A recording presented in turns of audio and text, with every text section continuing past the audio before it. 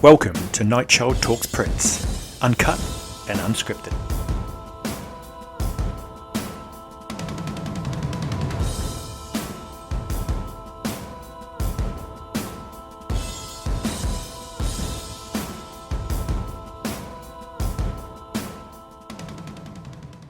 And now a word from our sponsors. I'm just kidding. There are no sponsors. Welcome to episode 1 of NightChild Talks Prince, uncut. Now, got a lot of things to get through in this first episode, a bit of catching up, but I just wanted to basically quickly say why I'm doing this. I've been doing NightChild reviews, a Prince channel on YouTube for 10 years now. 10 years. And I've decided it's time to do something else. I want to do these unscripted 20-25 minute episodes dealing with what's going on in the Prince world. Might be an album, an era, a concert, a video, an unreleased project, just something that's happened. And this is just an easy way for me to talk about my love of Prince. One quick personal confession: I've always loved the reaction and the kindness shown to me during my years running the NightChild Reviews Prince channel on YouTube.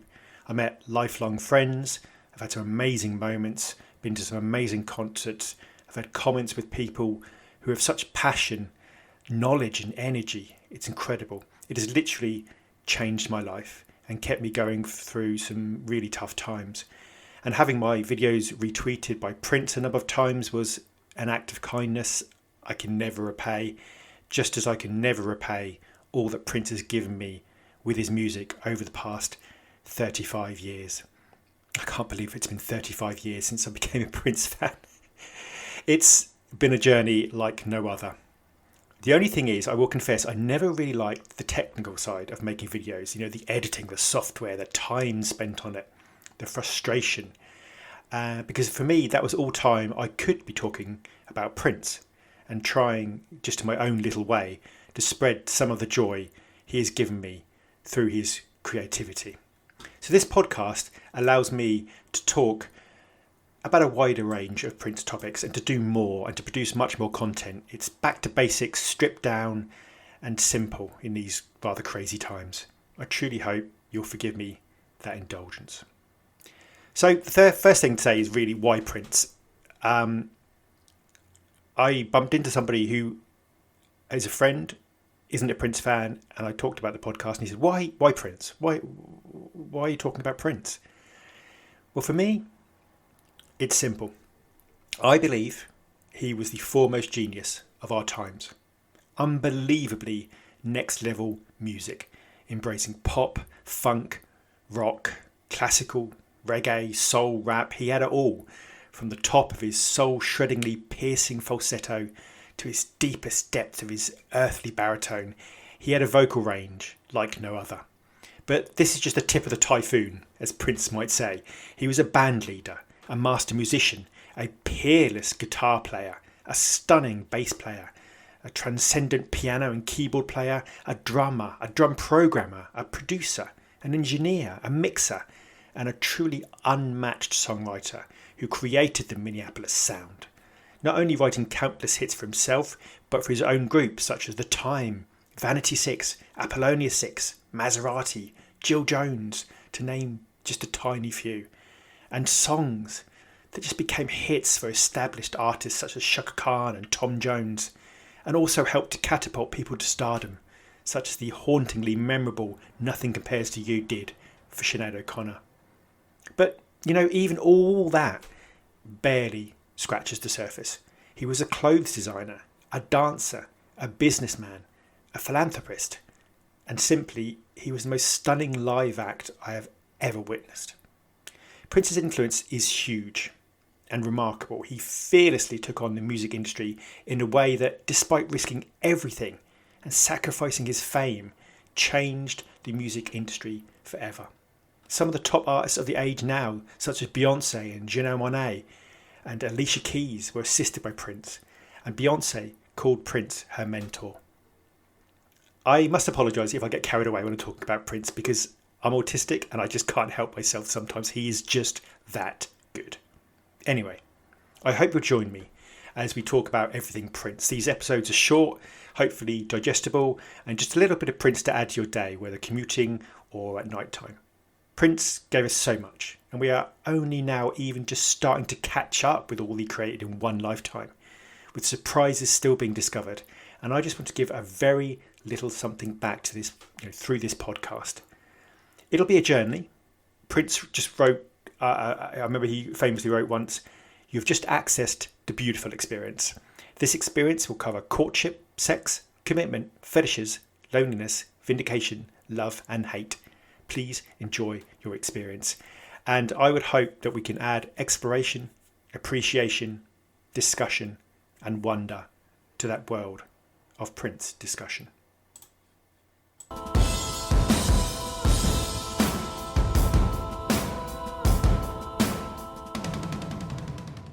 So let's begin. What's been happening in the Prince world over the last few months? Well, we've had America's Got Talent, a group, a huge kind of choir gospel group called Sainted, basically performed Purple Rain on America's Got Talent. And this is interesting because, first of all, they played, and there's a big symbol of Prince behind, but it was really about the backstage machinations, if you like. Apparently, they wanted to perform Purple Rain, but there was a problem. That Purple Rain is difficult to get cleared for America's Got Talent. And Simon Cowell was determined apparently to get the song, and he really wanted them to perform this song. But it did apparently, if you believe all the stories, go right to the wire, and it was literally sort of, a last minute thing that he managed to get the Prince estate to clear Purple Rain. It was actually something that Harry Mandel explained and said that Simon Cowell was apparently up till midnight working to clear the song. So if that's true, then it's certainly an interesting negotiation. But the estate did clear the song, and Simon Cowell gave it the golden buzzer, which means you go straight through, and it was a huge performance. What was interesting as well was Simon Cowell's comments. He said that he believed Prince was the greatest artist of all time, and also that Purple Rain was his favourite song. So it's interesting to hear those comments from him. And also, it's the year of Purple Rain. Let's be honest, it's the year of Purple Rain. So to hear Purple Rain again, and this is one of those great opportunities. Some people say, there are two schools of thought. Some people say, well, it's always the same songs, it's always the same things. But I think this is a way of drawing people in who either aren't particularly Prince fans or like Prince but don't know enough about him. And hopefully some of those people will seek out his deeper catalogue and be drawn by this song, and then seek out the album or another album, and they'll kind of be drawn in. A rather similar thing happened at the Grammys, where they had a really interesting version of Let's Go Crazy by Pentatonix, Jay Ivy, Jordan Sparks, Sheila E. and Larkin Poe. And basically they all kind of did this kind of baton relay, if you like, of Let's Go Crazy, where they all played a part of it in their own particular way and added their own style to it, their own interpretation of it. And again, obviously Let's Go Crazy from Purple Rain. This is a way of getting lots of artists at the 2024 Grammys to really kind of like not only pay homage to Prince, but to draw people in and say this is, one of the great artists of our time, and everybody puts their own spin on it. And there's so many different ways you can interpret that song. And Let's Go Crazy, I believe, is one of the greatest existential songs there is. I've done a whole video about it on my YouTube channel. I think it's incredible, absolutely incredible. So to see that was fantastic. I'm always one of those people who want as much Prince out there as possible, and sometimes in the mainstream, I know it's always the same songs. But this is the year of Purple Rain. I think we have to forgive them this time. It's Let's Go Crazy. It's Purple Rain. That's what it's going to be this year, and obviously with all the Purple Rain 40th celebrations. But I think, fantastic to see all these artists, because the one thing it does is it then makes Prince trend on Twitter or X, whatever you want to call it, on Facebook. It allows an audience to hear his work or hear interpretations of his work that perhaps were into other musical artists, and that's how you find out.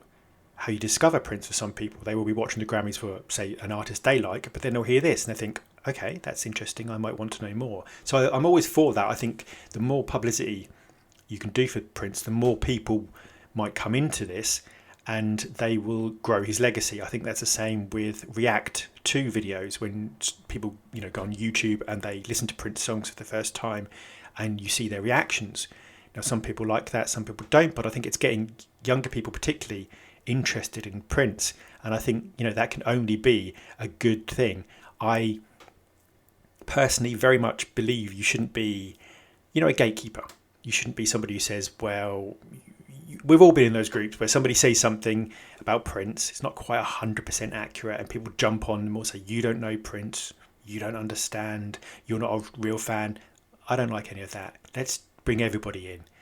Everybody had to start somewhere. Everybody began knowing hardly anything about Prince, and nobody knows it all. And just, I learn something every week from people, and I just think, let's just enjoy the music and embrace everybody as part of that. So those two performances, the America's Got Talent and the Grammys, were really quite interesting things happening. The other thing that really caught my eye was Purple Rain. Again, this is Purple Rain year, is to become a Broadway musical. And this is incredible.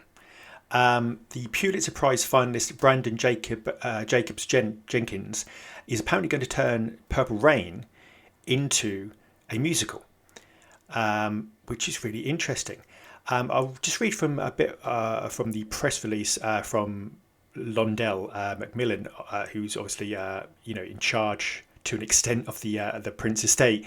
He said, it's been almost 40 years since Prince's legendary film Purple Rain took the world by storm, and we can't think of a more fitting tribute than to honour Prince and the Purple Rain legacy with this stage adaptation of the beloved story. We are thrilled with our Broadway partners and creative team who are bringing a theatricality to the film's original fictional story.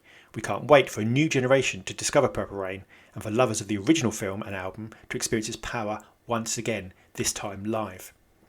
Now, the thing is, films and musicals can have a huge impact on an artist's legacy. You only have to look at Bohemian Rhapsody and how that really energised new Queen fans. You only have to look at the Tina Turner musical. You only have to look at these long-running stage shows where this can really draw in a new generation for Prince. There have been some concerns, which I understand. The concern is that there are certain parts of the film, which obviously was 1984 and mid-80s. It's a very different time to now, and if you wrote it now, you wouldn't write it in the same way. So there's concerns about how that's going to be changed, what aspects are going to be changed, how true it is going to be to the original story. Now, that'll be interesting. That's a very difficult balance to make, because do you stick to the original story, warts and all, and then there's elements of there's accusations that some parts are seen as misogynist now, or do you say, well, this is a modern interpretation of Purple Rain, and this is how we would tell the story now. So it's going to be really interesting. It's a very difficult balance to get. I would say that certainly in the movie there are aspects where Morris Day's character, for example, is quite misogynist, but that's telling you something about his character. The Morris Day character, not Morris Day the person. It's Morris Day in Purple Rain is the baddie. Sorry for the spoiler alert. So I think it's going to be really interesting. This potentially, if it does well, can keep going. Keep bringing new people into Prince, and that would be really interesting to see how well that's supported. I'd love to be a situation where I could go to London to see that or something like that. I think that would be really interesting. So I think at the moment there was some adverts for the roles within the musical for Prince and Apollonia, and it's quite interesting to see who they're going to choose, because you need someone really who can sing, dance, and have the magnetism of Prince, which, let's be honest, isn't possible, but you can just try and do the best you can, I guess. But the songs alone, obviously, Purple Rain, When Doves Cry, Let's Go Crazy, I Would Die For You, the beautiful ones. It's just going to be a really interesting thing. And I think I like the idea of exploring Prince through lots of different ways. There's music, yes, but Prince himself was into theatre, ballet with the Joffrey Ballet, theatrical productions, Ulysses, things like that. He kind of, he really liked different kinds of media. So I think that would be really, really interesting for me. The other thing, and I'm always a fan of this, The Vault, Old Friends for Sale. That's The Vault, the album, not the entire Vault. The Vault, Old Friends for Sale, is coming out on vinyl. It actually came out the 23rd of February. I'm just showing my my up-to-date analysis. And I was really glad to see that come out because, first of all, I think it's an overlooked album. At the time, it was considered one of these kind of, oh, it's a contract filler, and people sort of criticised it and said it was just way Prince getting out of his Warner Brothers contract. But actually, some great songs on there. It's now out on 180 gram vinyl. Obviously, you've got the tracks The Rest of My Life, It's About That Walk, She Spoke to Me, Five Women. And I will say about Five Women, I think Joe Cocker also does a fantastic cover of that song. It's a really great song. Then there's the When the Lights Go Down, My Little Pill, There Is Lonely, Old Friends for Sale, Sarah, and Extraordinary. It was interesting because at the fantastic Montreux Jazz Festival, Prince kind of, lent into kind of more of the jazzy aspects of his work. And this album, I think I particularly think of When the Lights Go Down, She Spoke to Me. It just has that real kind of jazzy feel, and it's a really interesting album. I believe the first thing that needs to happen is everything Prince put out, every official release, and I'm including, the proteges. I'm including The Time or Vanity 6 or Apollonia 6 or English Affairs, or every album should be out there so people can actually access it. That's the most important thing. Get the work out there. That's the first thing you should do as you state. Get everything Prince did officially out there. That's the basic thing you need to do. And I think this is part of it. And it creates a little bit of a buzz. I think always take advantage of these things. Take advantage of Record Store Day. Always put something out for Prince. There's so much to put out. So much he has.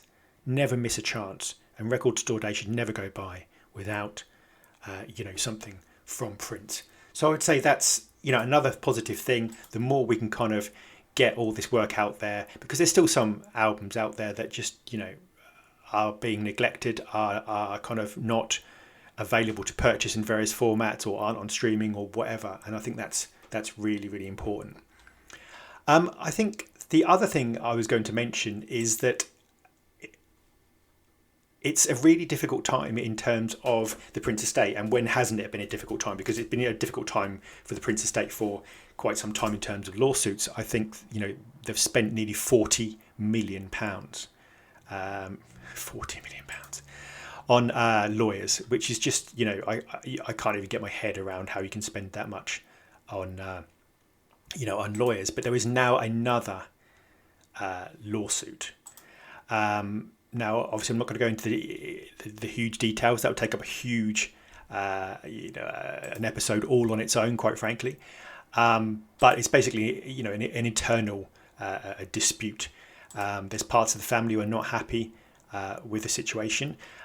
Basically, we have these two competing camps, and we have the sort of the family side of it and the company Primary Wave. And the family side had Londell Macmillan and Charles Spicer to manage them. However, Macmillan and Spicer filed a lawsuit that alleged 4 of Prince's family members had been improperly trying to force them out of the company, trying to get rid of them. So the new lawsuit from Macmillan and Spicer is against Prince's half-sisters Sharon Nelson and Noreen Nelson, his niece Brianna Nelson, and his nephew Alan Nelson. And Macmillan and Spicer wrote, according to Billboard, the individual defendants lack any business and management experience, have no experience in the music and entertainment industries, and have no experience negotiating and managing high-level deals in the entertainment industry. Now, without going too deep into this, you could do a whole thing about this. There are only 2 things I think most people agree on. One, we've spent enough money on lawyers, £40 million just gone. I mean, it's insane. It's taken, you think how long we're approaching, 8 years down the line. And second of all, we just need to get on with it. We need to get on with it. We need to get the work out, because when you have these things, it slows things down. We were getting a kind of steady production. We were getting 1999, the Super Deluxe, which is arguably one of the best Super Deluxes we've had, I believe. We had the Sign of the Times Super Deluxe. We've had Welcome to America. We're starting to get this kind of, rolling out of product, and we don't want that to stop. And we just want a clear voice. And this wrangling, we don't want it to keep going on, because it just distracts from the main thing, which is Prince's music. It wastes money, and it distracts from the main thing, which is Prince's music. So I'll leave you on that note. Sorry it's depressing. I would say, as a counter to that, my biggest piece of mental health advice ever: put your headphones on, put Prince on, go for a walk somewhere, whether in nature or just get outside or just close your eyes or whatever you want to do. Just put Prince on, turn those headphones on, and escape to another world. And Prince can do that. He can transport you. His positive impact on my mental health, and I know mental health of other people, is incredible. So that's all I'd recommend. Headphones, Prince, enjoy your day. And I'll see you very soon. Thank you. Welcome to NightChild Talks Prince, uncut and unscripted.